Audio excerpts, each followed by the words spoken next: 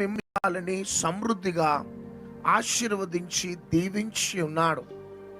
తన వాగ్దానాలన్నీ కూడా మీ జీవితంలో నెరవేరుస్తూ ఇంకా ఇంకా ఇంకా మిమ్మల్ని మీ కుటుంబాలని ఆశీర్వదిస్తూ దీవిస్తూ తన మంచితనాన్నంతా కూడా కనపరుస్తూ ఉన్నాడు.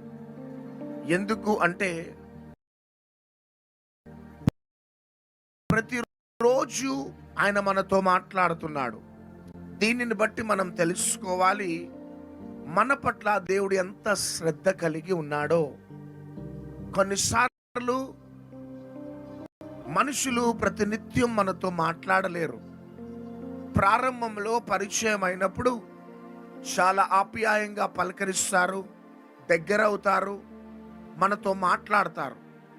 కానీ క్రమక్రమంగా మనం వాళ్ళతోనే ఉంటూ ఉన్నప్పుడు మన విలువ కోల్పోతూ ఉంటాం. మనం మాట్లాడాలని వెళ్ళినా కొన్నిసార్లు వాళ్ళు స్పందించరు. ప్రారంభంలో మాట్లాడినట్లు వారు ప్రతిరోజు నీతో సంభాషించరు, మాట్లాడరు, మనతో గడపరు. ఇది మనుషుల యొక్క స్వభావం.